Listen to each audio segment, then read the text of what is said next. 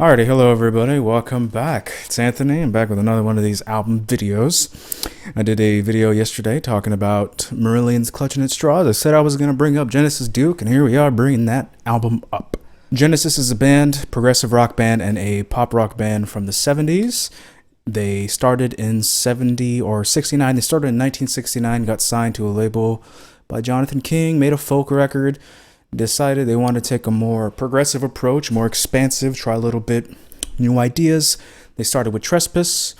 Members Peter Gabriel, Tony Banks, Mike Rutherford, Steve Hackett, and Phil Collins. Yeah, that Phil Collins. Before he was a singer, before Phil Collins was a singer, he was actually a drummer.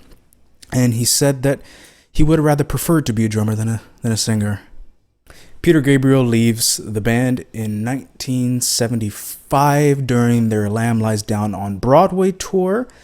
They finish the tour. He leaves after that. Phil Collins steps in after a rigorous auditioning process, and he becomes lead singer since then. Of course, the rest is history. Genesis hits their commercial peak with Invisible Touch in 1986 with 5 top 10 Billboard hits, which is fucking crazy. You won't see that anymore, that's for sure. So Genesis is in the progressive rock genre from that era, from 1971 all the way to 1981. I'll say they were a progressive rock band. They started to change their sound when Phil Collins became a singer. They started focusing more on melody and songwriting. They get a huge shift in their sound in 78 when Steve Hackett, their guitar player, leaves the band. They release And Then They Were Three. They have their first hit single, Follow You, Follow Me, which is a nice little pop song. And then they release Duke. Before Duke comes out, Phil Collins tries to save his marriage to his wife, and Tony Banks and Mike Rutherford do their solo projects. Mike Rutherford releases Small Creeps Day, and Tony Banks releases A Curious Feeling, which is a really great progressive rock record with some great production. And Kim Beacon, who sang on that, unfortunately he passed away. During this time, Phil Collins starts writing his pre-production demos for Face Value. Phil Collins fails to save his marriage, and so he goes back with Genesis. They kind of get together in a home and they write the album Duke. This is probably my second favorite Genesis album. If you've never listened to Genesis, I would say start off right here on this record. It's a perfect blend of their weird, progressive stuff and their more poppier stuff that they'd go into.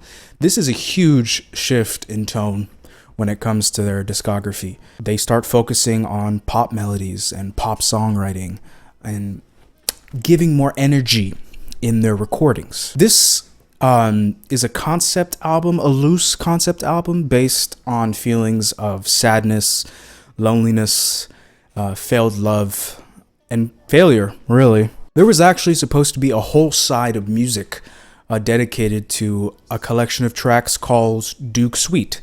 On the actual record, they decided to split it off into parts, so the first 3 tracks are part of Duke Suite, Turn It On Again, Duke's Travels, and Duke's End, which are the last 2 records on the album. They make up the Duke Suite, and I would say it's their best music. For me, it's a top 5 track for Genesis, the Duke Suite.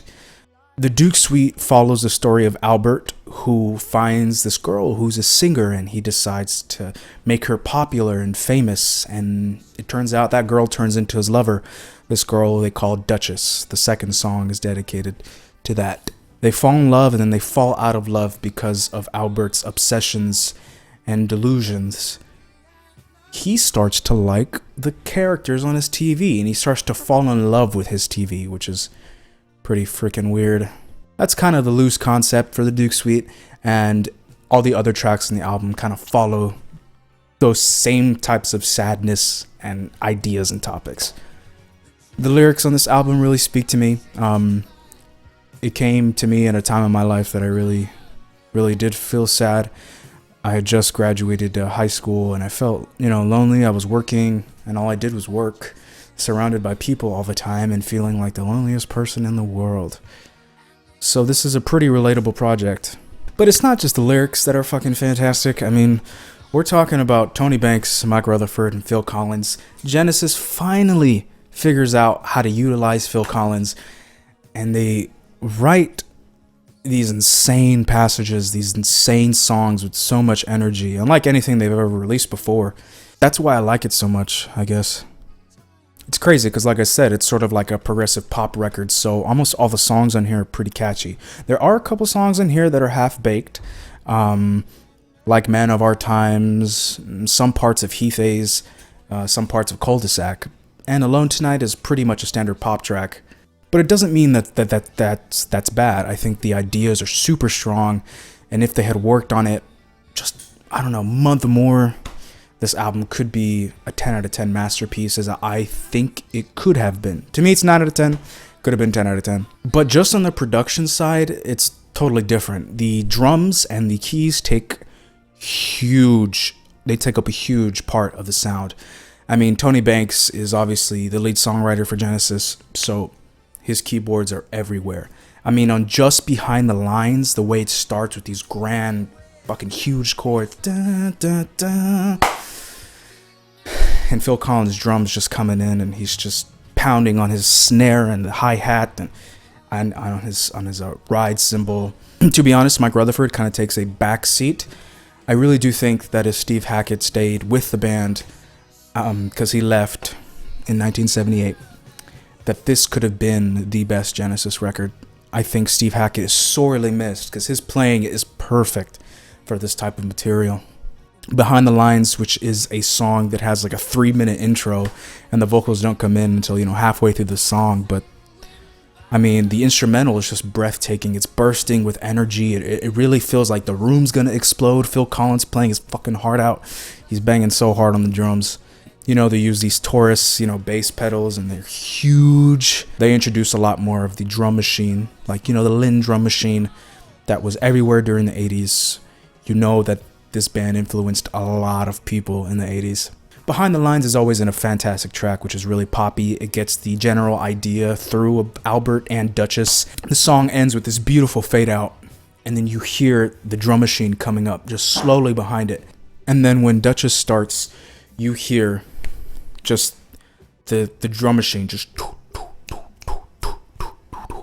and then Tony Banks just playing little things on the keyboard, just not even really doing in a general direction. They just kind of hold themselves in that atmosphere and they noodle around. Genesis has always been good with that. I mean, Dancing with the Moonlit Night, the ending minute of that is pretty similar to this. But, it keeps building, and Phil Collins comes in these huge drums, this huge bass sound, and probably the greatest progression Genesis has ever done. I mean, it's a simple progression, but the way it tonally shifts, and Phil Collins comes in singing, during the chorus with these group vocals that just push, and it's so catchy and it's so effective, and it is like a top 5 Genesis song. Duchess by itself is a top 5 Genesis song.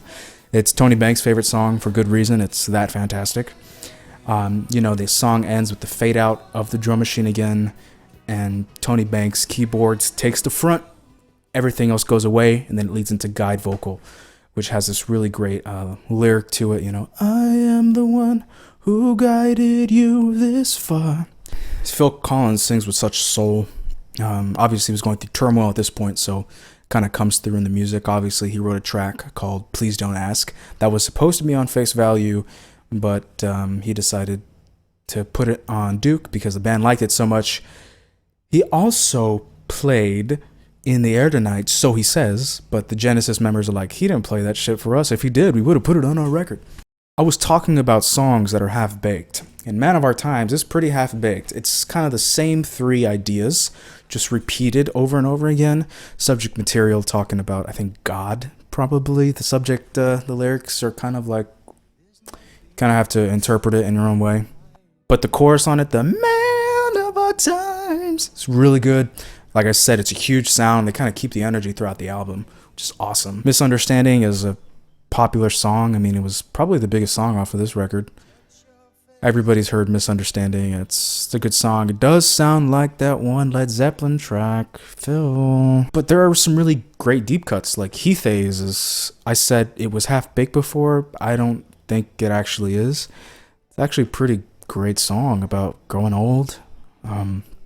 Tony Banks keyboards drive this song, and Fields of Grass gives you great imagery, and the sound on it is just perfect. Chorus is always interesting. He always shifts these chords in different directions in interesting ways that you wouldn't expect to hear. And Turn It On Again obviously is a really, really popular track. Turn It On Again has this great driving force to it. It's actually in a really odd time signature. It's in 13/16, something like that. However, Phil Collins plays this great, standard drum beat over the top. So much energy, and if you pay attention, the song actually speeds up throughout its runtime. So it starts off, in a sort of 100 BPM, and then by the time you get to the end, it's like 120. It's just fucking blazing fast. Phil Collins is having great performances. I mean, just on drums and vocals. I was talking about how Genesis finally figures out how to use Phil Collins' voice, because in tracks like Ripples, on the Wind and Wuthering album, his voice not as confident. He doesn't really get into that part of his voice. He kind of sings soft, a little subdued, which is great for those albums, especially Wind and Wuthering. But songs like Squonk could use some of that power that he introduces on this album. And during the live performances of this era, yeah, he sings his fucking heart out, and they sound great. Alone Tonight was one of my little guilty pleasures, because I feel alone all the fucking time. Cul-de-sac is really cool. It's like a 20-minute prog epic squashed into a 5-minute song. It does sound epic. Mike Rutherford kind of takes the forefront on this, I think. His guitar is pretty pronounced, especially during the end.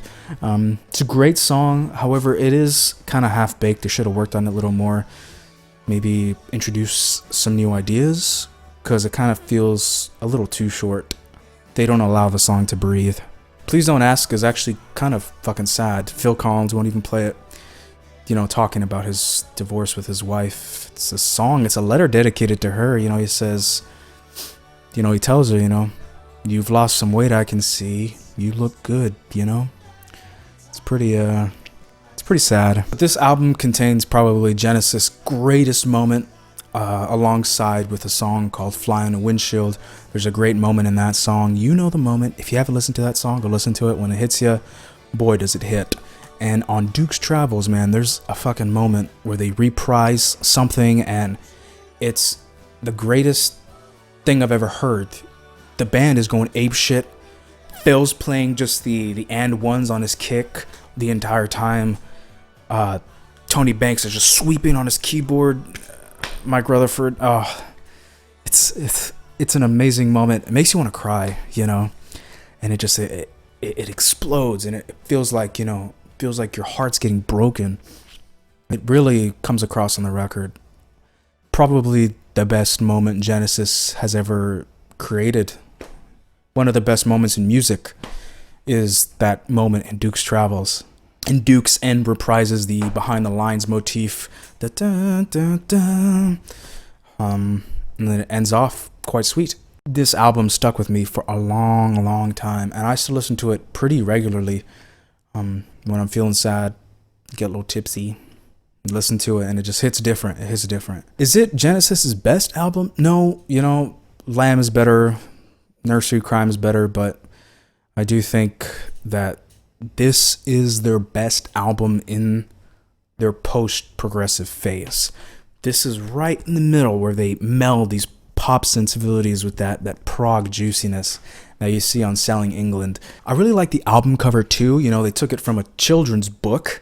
That's Albert on the front, supposed to be. It's a good cover. It's a good cover. I think it's perfect for what it represents. Kind of this simplicity, but this wide open space. There's not really much of detail. There's no, couches. You don't see anything. It's just him looking out at the night with the moon. It's pretty barren, and it feels lonely, and it feels cold, which is perfect. It's like Wind and Wuthering. Wind and Wuthering's album cover's perfect for that record too. I really wish they would have stuck to this type of music. Stuck with the sadness, went into different directions, but they decided to go a little bit more popular, with Abacab and the Genesis Shapes record and Invisible Touch. If you're trying to get into progressive music but can't stand Yes, can't stand Emerson, Lake and Palmer, or any of the weirder shit, I think this is a great album. to listen to. It's a great bridge for you to understand what the progressive sensibility is and why it's so attractive to so many people. Like I said, it's just Tony Banks, Mike Rutherford, and Phil Collins on it, and it's absolute dynamite. Their best pop record, Invisible Touch, is awful. Yeah, I love Genesis. Genesis is probably my favorite band of all time. Marillion are getting up there just because, that whole run from the 80s and then the 90s is just so good. But Genesis had a run from 1970 all the way to 82 where they just couldn't be touched. Everything they put out was great. Even some of the stuff on And Then There Were Three, which was the album that Steve Hackett left on. Some of the tracks on there are great.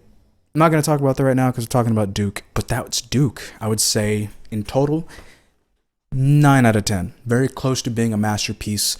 3 songs are probably half-baked, but everything on it, Duke Suite by itself is a masterpiece. And some of the other songs like Alone Tonight and Heath A's are just perfect songs, perfect nuggets of that atmosphere. Alrighty, hope you guys like this video. I might do some metal later because I've done metal videos before. If you haven't checked out all the other videos on this channel, please go check it out and I'll see y'all later. It's not enough, it's not enough, this feeling I'm feeling inside. Well, I know it, but tonight I'm gonna be alone again tonight. Oh,